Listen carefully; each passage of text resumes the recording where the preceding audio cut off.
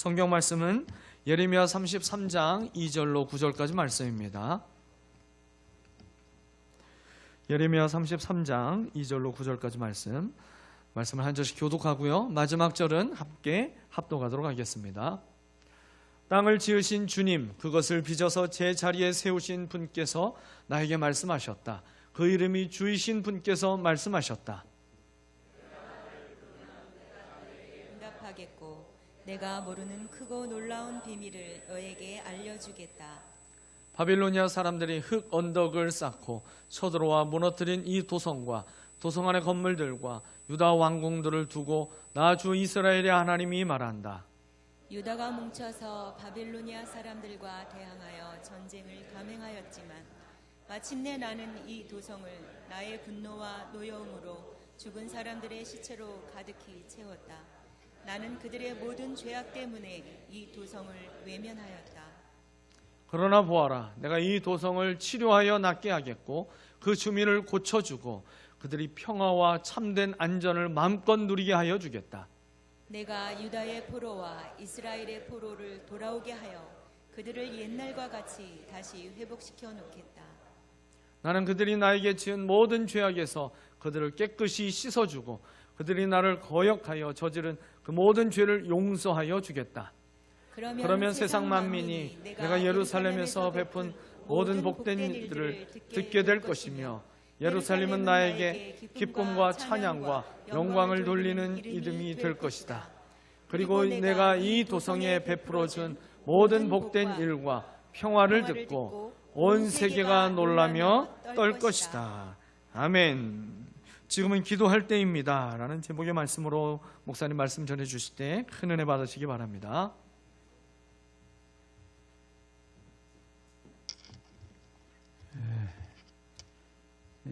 매년 우리가 7월, 8월은 예배하면서 넥타이를 매지 않고 노타이로 예배해 왔는데 금년에 깜빡 잊어버렸어요. 다음 주일부터라도 저도 넥타이 안 매겠습니다. 여러분들은 벌써 알고 다 아무도 안 맸네요. 나만 눈치가 없어가지고.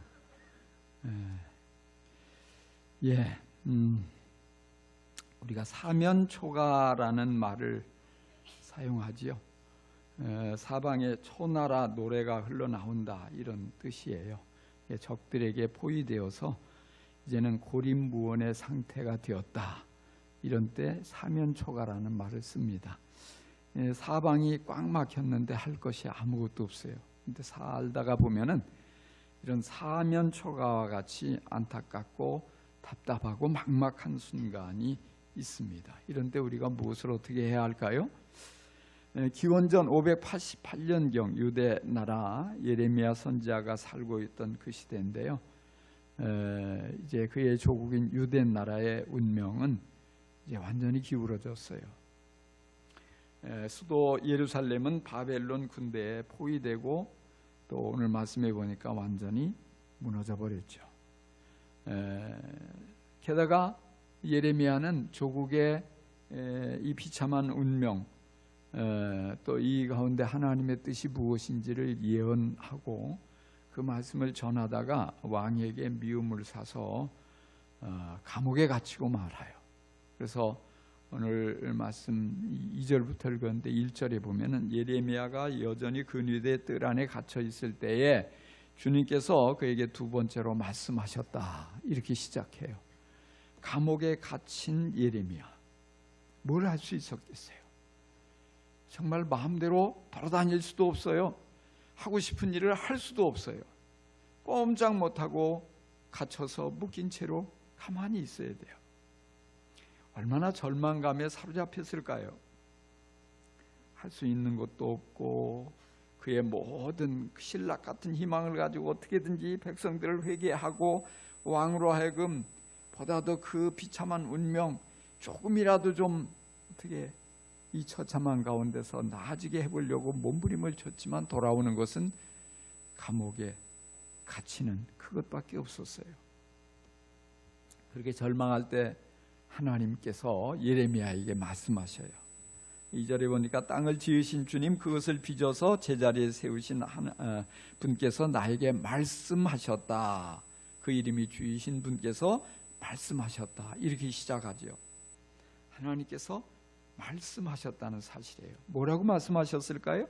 3절에 내가 나를 부르면 내가 너에게 응답하겠고 내가 모르는 크고 놀라운 비밀을 너에게 알려주겠다.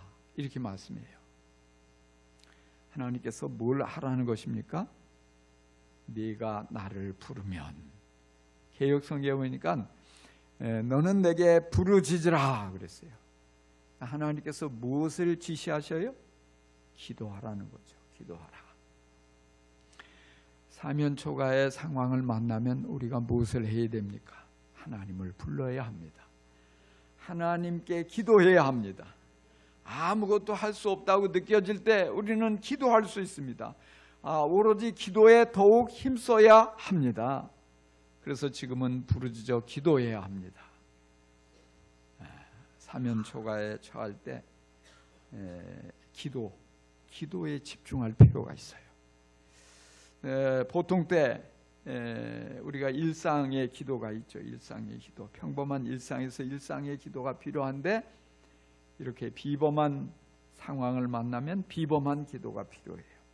다시 말해서 더 간절히 하나님을 부르짖고 하나님을 부르고 하나님을 찾고 하나님께 매달리고, 그래서 단순히 목소리만 높이라는 게 아니고 온전히 우리의 마음을, 간절한 마음을 담아서 오직 하나님께 집중해서 하나님께 매달리라, 이런 말입니다. 지금 예레미야가 어떤 상황에 처했다고 그랬죠? 감옥에 갇혔다고 말이에요. 감옥에 갇혀서 할 수 있는 게 별로 없어요. 거의 없어요. 게다가 나라와 민족의 운명은 바벨론에게 멸망당하기 직전, 어쩌면 이미 이 성이 정복되었을지도 모르겠어요. 이 예레미야서는요, 이게 왔다 갔다 해요. 시간적으로.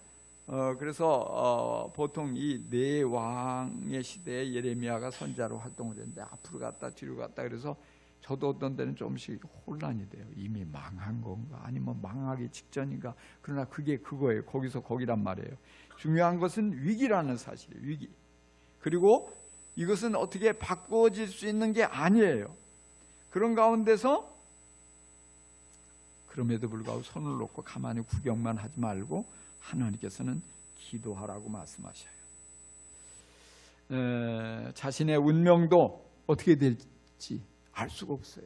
감옥에서 죽고 말지, 또 민족의 운명도 위태롭기 짝이 없어요. 이제 나라가 망해서 포로로 끌려가고 모든 게 불투명하고 한 치 앞도 보이지 않고 막막하기 짝이 없는 이런 상황에 하나님께서는 너는 내게 부르짖으라, 너는 나를 부르라 말씀하셔요. 불러야 합니다. 답답할수록 하나님을 불러야 합니다. 힘들고 어려울수록 하나님께 기도하기를 힘써야 합니다. 오직 기도에 집중해야 합니다. 사실 기도는요, 우리 하나님 자녀들에게 주신 특권 중에 특권이에요. 그래서 아무리 우리가 사면초가의 상황을 만난다 할지라도 위는 열려 있잖아요. 위는 온전히 포위되어 있어도 하늘을 향해서는 활짝 열려 있으니까. 그러니까 우리가 하늘을 바라보고 또 하나님을 바라보고 하나님 아버지 하고 간절히 부르는 순간 기적이 시작됩니다. 할렐루야. 왜냐? 기도는 하나님과 소통이니까. 하나님과 소통할 때 하나님께서 큰 능력을 나타내 주셔요. 그래서 우리가 하나님의 자녀가 되는 순간에 하나님이 우리에게 주시는 아주 좋은 선물이 있는데 그게 뭐냐면 기도의 날개예요. 뭐라고요? 기도의 날개. 여러분 날개를 전부 갖고 계십니까? 날개를 한번 퍼덕퍼덕 해보세요. 그 날개는 다른 게 아니고 기도란 말이에요.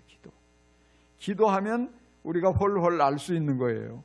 기도하면 아무리 사방이 다 막혀버리고 어디로 갈 수도 없고 도망갈 수도 없고 그래도 기도하면 하늘로 우리가 날아가는 거예요. 그래서 우리가 참 놀라운 사실은 사람들이요, 평범한 일상, 별 큰 일이 일어나지 않을 때는 그래도 기도하는 사람들이 많아요. 우리 그리스도인들이 내가 최소한 이 정도는 기도해야지 하고 기도하는데 정작 정말 기도가 더 많이 필요한 사면 초가의 상황, 모든 길이 막히는 상황, 이때는 기도를 하지 않고 한숨만 쉬고 있는 거예요. 낙심만 하고 있는 거예요. 바로 그때 더 많이 기도해야 되는데, 여러분 이런 때 더 많이 부르짖어 기도할 수 있기를 바랍니다. 재미있는 사실은요, 그 꿩이라는 새가 있어요. 꿩이라는 새가. 꿩이 아주 날개가 크고 잘 날아다닙니다. 잘 날아다녀. 상당히 높이도 날고 멀리도 날 수 있는 이런 날개가 있는 새인데, 이 꿩은 위험에 직면하면은 당황을 해가지고 날개가 있다는 사실을 잊어버려요. 그래서 두 다리로 얼마나 열심히 도망을 가는지 몰라요. 막 도망을 가다가 지치면 어떻게 해요? 머리를 콕 쳐박는 거예요. 눈을 꼭 감고. 그러면 지 눈에 안 보이면 적도 자기를 못 본다고 생각하는지. 그래서 사람에게 쉽게 잡히는 참 바보 같은 새가 꿩이라고요. 정작 날아야 할 때 날아버리기만 하면 얼마든지 그 위기를 벗어날 수 있는데, 날지 않고 두 다리로 말이지 열심히 도망가다가 붙잡히는 이 꿩. 근데 그게 바로 오늘 나의 모습이 아닐까? 우리가 한번 돌아볼 필요가 있어요. 하나님께서 기도의 날개를 주셨는데 그걸 잊어버리고 자꾸 내 힘으로 막 도망가고 내 힘으로 해결해 보려고 안 되다가 그냥 자포자기하고 잡혀버리는 이런 모습이 아닌가. 그래서 우리가 이 위기를 만날수록 말이죠, 하나님이 내게 날개를 주셨다는 사실, 기도의 날개를 주셨다는 사실을 기억하고 그 날개를 있는 힘껏 져서 하늘 높이 올라가는 이런 성도가 될 수 있기를 바랍니다. 그래서 큰 일이라고 생각되면 먼저 뭘 떠올려야 돼요? 기도할 수 있다. 기도할 수 있다. 기도할 수 있는데 왜 걱정하십니까? 기도할 수 있는데 왜 염려만 하고 있습니까? 어려운 때는 기도할 때다. 우리 꼭 그 기억할 수 있기를 바랍니다. 그래서 모두가 어렵다고 한숨을 쉬고 불안해하고 걱정을 하고 그럴 때 우리 그리스도인들은 세상 사람들과 달라요. 정신을 차리고, 아 그래, 이때는 바로 내가 만난 이 큰 문제를 놓고 하나님께 기도할 때구나. 열심히 하나님 앞에 나가서 부르짖어 기도할 수 있기를 바랍니다. 가정의 위기를 만났어요. 어떻게 해야 돼요? 가정의 문제를 가지고 하나님께 나가서 간절히 기도하는 거예요. 목장에서 사역을 하다가 목장 식구들이 어려움을 만났어요. 어떻게 해야 돼요? 온 목자와 목녀와 모든 목장 식구들이 더 많이 기도를 해야 돼요. 위기를 만난, 교회적으로 위기를 만났어요. 어떻게 하면 돼요? 온 성도가 함께 나와서 하나님께 부르짖어 기도해야 합니다. 우리 사업에, 직장에 위기를 만날 때, 나라와 민족의 위기와 어떤 어려움들이 연속될 때 우리는 어떤 것이든 어떤 문제든 그 문제를 가지고 하나님께 나아가서 간절히 부르짖어 기도할 수 있기를 바랍니다. 자, 지금은 무엇보다도 기도해야 할 때입니다. 그리고 지금은 응답을 확신하며 기도해야 합니다. 사면초가의 위기에서 간절히 기도할 뿐 아니라 응답을 확신하면서 기도해야 합니다. 왜냐? 하나님께서 응답을 약속하셨기 때문입니다. 오늘 말씀 3절에 보니까 네가 나를 부르면 내가 너에게 응답하겠고 그랬어요. 응답하겠다고 주님이 약속하셨어요. 그러니까 우리는 응답을 기대하고 기도해야 돼요. 왜? 그 말씀을 하신 분이 창조주 하나님이시고 이를 성취하시는 하나님이시니까 그분이 기도하라고 하셨고 기도하면 응답해 주겠다고 약속하셨기 때문에 우리도 응답을 기대하면서 기도해야 돼. 그냥 기도하지 말고 여러분 응답을 확신하며 기도하는 성도가 될 수 있기를 간절히 축원합니다. 그래서 되면 좋고 안 되면 말고 이게 아니에요. 기도하면 하나님이 반드시 응답하신다. 응답하신다. 그래서 그러면 하나님이 어떻게 응답을 하실까 이런 생각을 해봐요. 우리가 기도하면 응답된다 이 얘기는 참 많이 들었는데 그러면 하나님은 어떻게 응답하시지? 우리가 주여 하나님 아버지 하늘 아버지시여 나의 하나님이시여 막 우리가 부르면 하나님이 저 하늘에서 오냐 왜 부르느냐 이렇게 응답이 옵니까? 꼭 그렇지는 않죠. 또 그러면 우리가 막 기도한단 말이야. 하나님이 감옥에 갇혀 있는 예레미야에게 너는 나를 부르라, 너는 내게 부르짖으라 막 하나님께 기도하면 하나님께서 감옥에서 확 꺼내 주시느냐? 그럴 수도 있지만 반드시 꼭 그렇지 않아요. 이 감옥에서 하나님이 기도했다고 금방, 물론 나중에 풀려났지만은 그 자리에서 당장 풀려나게 해주신 것 같지 않아요. 그러면 예레미야가 막 기도하면 하나님이 응답으로 바벨론 군대가 포위를 풀고 본국으로 싹 사라지고 돌아가느냐? 그것도 아니에요. 기도에서도 유대 나라는 멸망했어요. 그러면 하나님은 응답을 안 하셨을까요? 하나님의 응답은 뭘까요? 우리가 기도할 때, 우리 중에도 보면 그런 경우들이 있어요. 그런 경우들이. 전에 이제 제법 됐는데요. 이제 예배를 드리고 집에 사택에 갔는데 저희 아이들하고 두 아들하고 그다음에 같이 친구들하고 해서 이제 교회 예배 끝나고 먼저 가서 들어갔는데 이 문이 그 당시만 해도 번호키 아니고 열쇠로 돌리는데 이게 안 되는 게 넣어가지고 이걸 잘못 돌려서 이게 부러져 버렸어요. 그래서 이제 이 녀석들이 막 문 앞에서 기도를 했어요. 하나님 문 열어주세요. 문이 열려졌을까요? 안 열려졌어요. 그러니까 하나님은 없다는 거예요. 기도했는데 문이 안 열려졌어요. 이 들어가서 부러졌는데 그렇다고 해서 하나님이 안 계신 것은 아니에요. 근데 그렇게 생각하는 성도들이 제법 있어요. 내가 기도한 그대로 안 됐으니까 하나님이 응답을 안 하셨다는 거예요. 근데 여기 예레미야 같이 위대한 선지자가 기도했다고, 물론 무엇을 어떻게 기도했는지는 모르지만 감옥에서 금방 석방된 게 아니었고요. 나라의 이 멸망할 위기 상황이 바뀌어진 게 아니었어요. 그럼에도 불구하고 하나님은 예레미야에게 응답을 하셨거든요. 그 응답이 뭘까? 그 응답은 하나님 다양하게 응답하시거든요. 그러니까 그 응답이라는 것은요, 가만히 묵상을 해보면 그런 거예요. 하나님께서 다가오셔서 내가 너를 사랑해.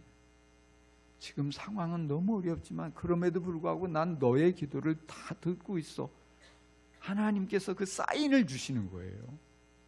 그러니까 여기에 예레미야 같은 경우는 보면은 말씀을 들려주시는 거예요.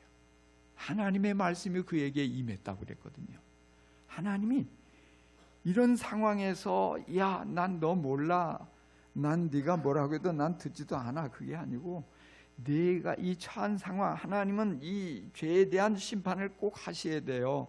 사랑하시지만 이걸 이대로 그냥 풀어버리면 여전히 죄 가운데 변화가 없거든요. 그래서 바벨론을 들어서 심판하시는 그 뜻은 이루시지만 그럼에도 불구하고 말씀을 들려주시는 거예요.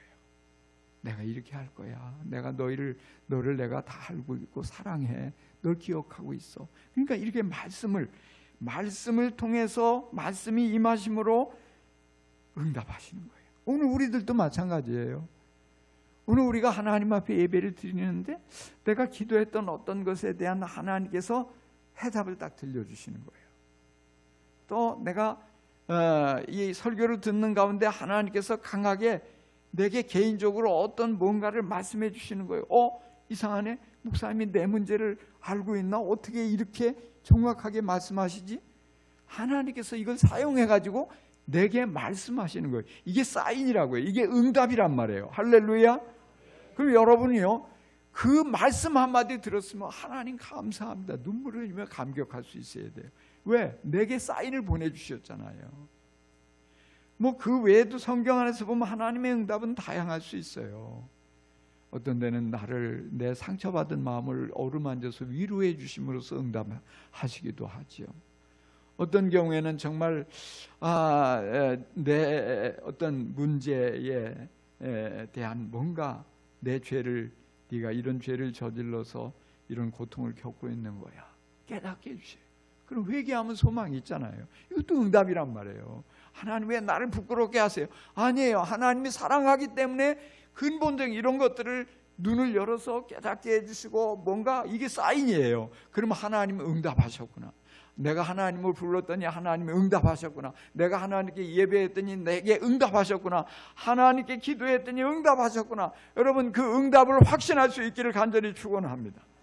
그래서 더 그 응답을 붙잡고 더 많이 기도할 수 있기를 주님의 이름으로 축원합니다. 그 외에도 성령님이 내 마음을 감동을 주실 때, 내 마음을 뜨겁게 해주실 때, 뭔가 해야 할 것을 가르쳐 주실 때 다 응답인 것을 여러분 깨닫기를 바랍니다. 자, 그렇게 우리가 하나님을 경험하고 그 경험을 통해서 응답을 체험하는 거예요. 뿐만 아니라 우리는 세 번째로 지금 크고 놀라운 일을 행하실 것을 기대하며 기도해야 합니다. 좀 길죠? 크고 놀라운 일을 보여주실 것을 기대하고 기도할 수 있기를 바랍니다. 그래서 하나님이 단순한 응답에서 더 나아가서 크고 놀라운 일을 보여주시겠다고 약속하셔요. 오늘 본문에서 크고 놀라운 일이 무엇일까? 여기 보면 6절부터 쭉 보면 그런 말씀이 있어요. 이 지금 큰 위기 찾아왔지만, 나라가 망하지만 그게 끝이 아니다. 기도하면 그것보다 더 크고 놀라운, 상상할 수 없었던 엄청난 일을 보게 될 것이다. 그래서 6절에 그러나 보아라, 내가 이 도성을 치료하여 낫게 하겠고 그랬어요. 그 주민을 고쳐주고 그들이 평화와 참된 안전을 마음껏 누리게 하여 주겠다. 한 단어로 뭐예요? 치료를 약속하는 거예요. 내가 이 성을 치료해 주겠다. 이 완전히 이건 불치의 병으로 이대로 끝나고 끝장날 것 같은데 하나님이 치료해 주신다는 사실이에요. 7절에 내가 유다의 포로와 이스라엘의 포로로 돌아오게 하여 그들을 옛날과 같이 다시 회복시켜 놓겠다. 한 단어로 뭘 약속하십니까? 회복이에요. 회복. 귀환과 회복. 8절에 나는 그들이 나에게 지은 모든 죄악에서 그들을 깨끗이 씻어주고 그들이 나를 거역하여 저지른 그 모든 죄를 용서하여 주겠다. 한 단어 뭐예요? 용서. 이 용서가 얼마나 놀라운 건지 몰라요. 죄 때문에 지금 심판받아 멸망하잖아요. 하나님이 용서하면 다 깨끗이 지워지는 거예요. 죄가 사라지는 거예요. 어마어마한 죄를 저질러서 이처럼 비참하게 나라가 끝장나는 상황, 그렇게 심판을 받는데 하나님이 다 용서해주고 기억도 하지 않고 완전히 새롭게 관계가 이어져 가는 엄청난 거죠. 9절에 그러면 세상 만민이 내가 예루살렘에서 베푼 모든 복된 일들을 듣게 될 것이며 예루살렘은 나에게 기쁨과 찬양과 영광을 돌리는 이름이 될 것이다. 여기 한 단어로 뭐예요? 축복. 내가 계속 너희들에게 엄청난 복을 베풀어 주겠다. 이 복을 받는 모습을 온 세상 사람들이 보고 깜짝 놀라게 될 것이다. 그리고 너희를 두려워하게 될 것이다. 이 말씀이에요. 신나는 거 아니겠어요? 현실은 암담하기 짝이 없지만 그 미래는 얼마나 화려한지 몰라요. 근데 그 모든 것을 하나님이 다 이루어 주시겠다. 그런 계획을 가지고 있다. 너 이거 알아야 돼. 하나님 보여주시는 거예요. 왜 이게 크고 비밀한 약속입니까? 지금 현실에서는 아무리 머리가 좋아도 납득하기 어려워요. 이해할 수 없어요. 그러나 하나님이 하시겠다는 거예요. 그리고 그것을 예레미야에게, 기도하는 예레미야에게만 알려주시겠다, 보여주시겠다 말씀하시는 거예요. 여러분, 비밀을 누구에게 털어놓으세요? 어떤 사람은 부부간에 서로 털어놓을 수 있고, 어떤 사람은 친구에게 털어놓기도 하고, 또는 자녀에게 털어놓기도 하고. 근데 공통점은 뭐예요? 나와 마음이 통하는 사람에게 털어놓는 거예요.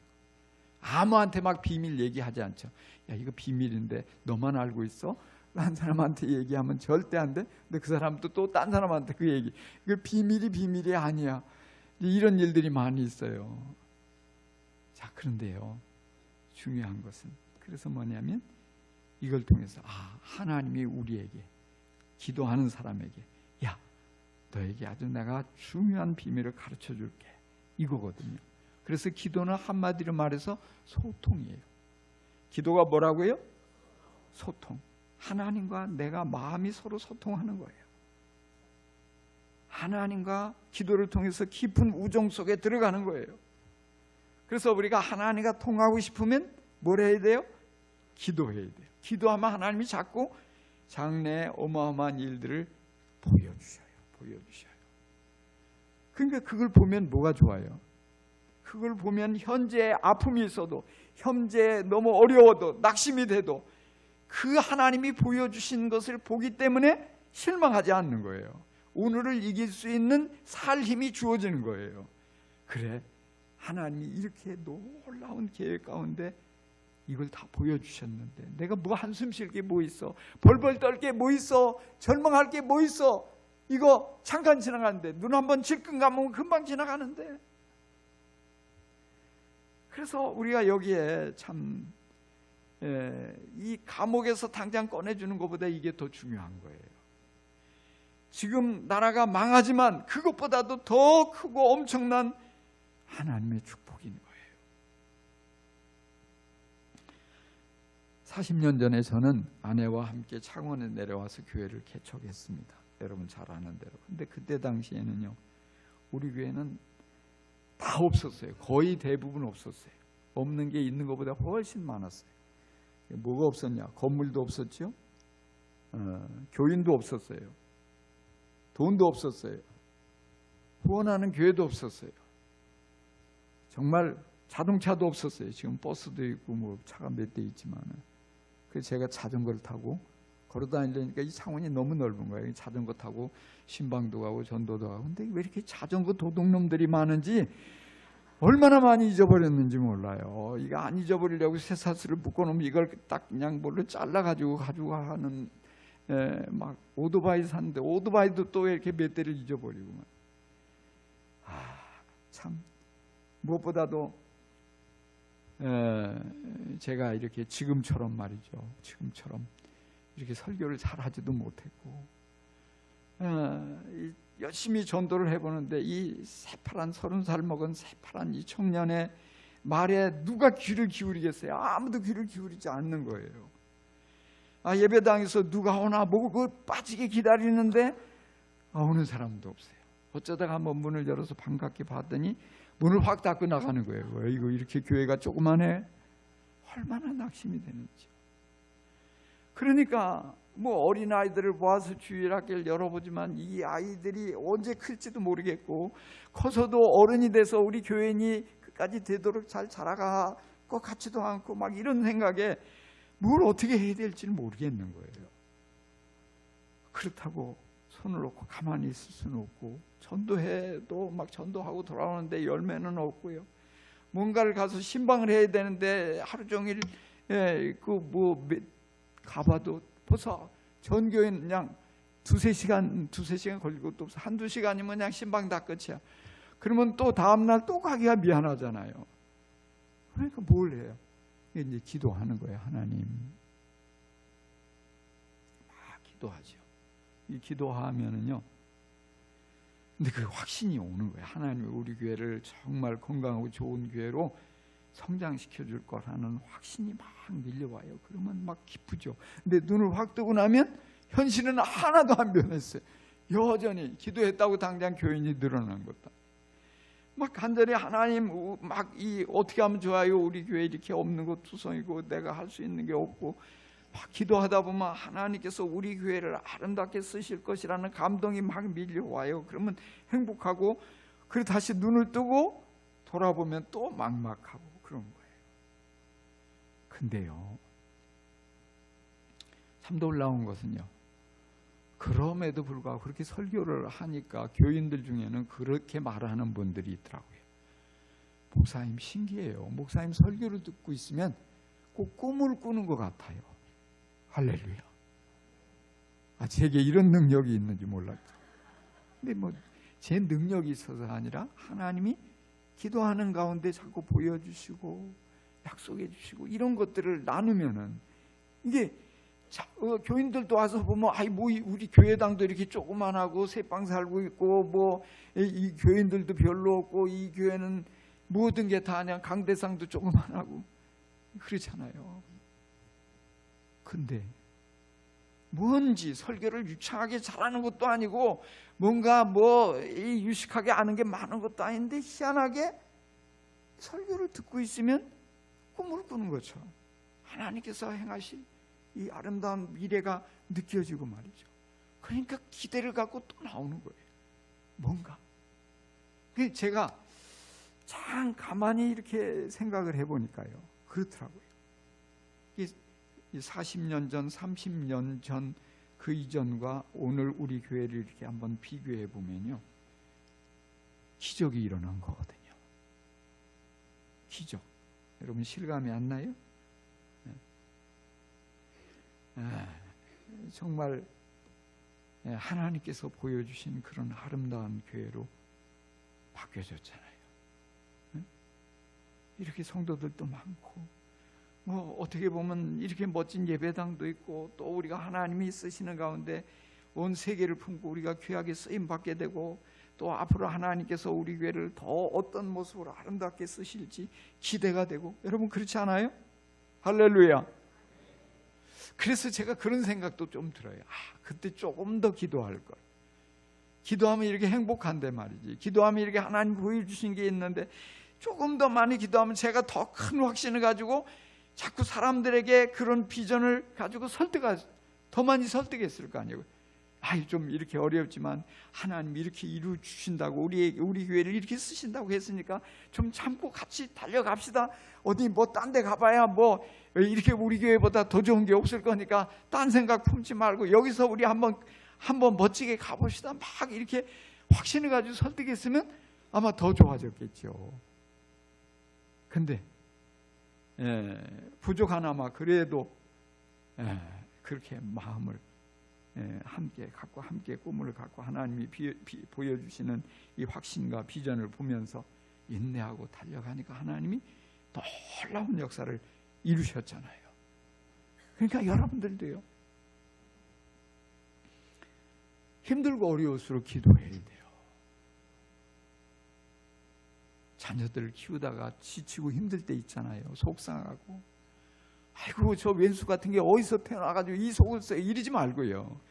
그 자녀들을 놓고 막 기도하면 하나님이 지금 저렇게 말도 안 듣고 말썽장이고 정말 제가 뭐가 될지도 몰라서 답답하고 그런데 하나님께서 아름다운 걸 보여주신단 말이에요. 그러면 더 사랑을 쏟아붓고 키울 수 있잖아요. 사역을 하다가 우리가 목자가 되고, 오늘 목자 세움식이 있지만은 이렇게 하다가 때로는 막 암담할 때가 있잖아요. 왜 내가 기도하는데 변화도 안 되고 이렇게 사랑하는데 몰라주고 엉뚱한 짓만 해. 근데 기도하면 하나님이 보여주신단 말이에요. 그 아름다운 제자로 성장해 가서 하나님 나라를 위해서 정말 같이 어깨를 나란히 해서 존귀하게 쓰임받게 될 이걸 붙잡고서 우리가 감당하면 더 잘 감당할 수 있단 말이에요. 모든 게 마찬가지예요. 우리가 일을 하다가도 뭐 사업을 하는 분들은 얼마나 어려워요. 이 어려운 시대 참 뒤에 보면 그렇더라고요. 식당에 가도 요즘 다 이게 막 이 인건비도 오르고 재료 오르니까 올렸어요. 가격을 조금 올렸는데 손님이 확 줄어버린 거야. 내가 막 더 안타까워. 아이고, 그렇다고 안 올릴 수도 없고, 이런 모습들, 정말 이분들은 얼마나 힘드실까. 이렇게 고생하는데 이게 오늘 우리의 현실이에요. 그러니까 할 수 있는 게 없어요. 그렇다고 어떻게 하겠어요? 근데 우리는 기도는 할 수 있거든요. 이런 상황에 주어질 때 하나님은 어떻게 할까요? 어떻게 해야 돼요? 하나님이 보여주신다고 했으니까, 크고 비밀한 일을 보여주신다고 했으니까 우리는 그걸 붙잡고 오늘을 이겨나가는 거예요. 그러면 우리가 흔들리지 않을 수 있어요. 더 잘 감당할 수 있어요. 그러다 보면 하나님께서 일을 성취하시고 놀라운 역사를 이루시는 것을 경험하게 돼요. 아름다운 미래가 어느덧 성큼 다가와 있는 거예요. 할렐루야. 제가 40년 목회했지만 지금같이 좋은 때는 없었어요. 지금이 최고 좋거든요. 그러니까 이게 뭐냐? 하나님은 반드시 이루어 주신 거예요. 근데 제가 만약에 그 중간에 말이죠, 처음에 아이고 내가 이 경상도 말도 못 알아듣고 이렇게 드세고 그냥 이런 데를 내가 왜 내려와서 다 보따리 싸고 올라갔으면은 이런 걸 어떻게 경험하겠어요? 기도하는 가운데 하나님이 보여주신 것을 붙잡고 하나님이 이루신다고 했으니까 내가 눈을 씻고 봐도 안 될 것 같지만 하나님이 보여주신 걸 붙잡고 참고 견디면서 그렇게 나가니까 결국 하나님이 다 하시죠. 내가 뭘 할 수 있었겠어요? 나를 바라봐도 안 되는 거예요. 근데 기도하면 이렇게 하나님이 역사하시는 좋으신 우리 하나님, 저한테만이 아니라 여러분도 마찬가지라고. 여러분도. 그러니까 우리는 지금 할 수 있는 게 별로 없는 이때에 기도해야 합니다. 응답을 확신하며 기도해야 합니다. 하나님께서 보여주시는 크고 비밀한 놀라운 일을 그것을 바라보면서 계속해서 더 기도해야 합니다. 그럴 때 하나님은 반드시 기도하는 이들을 외면하지 않으시고 실망시키지 않으시고 크고 놀라운 일을 이루어 주실 줄 믿습니다. 기도합시다.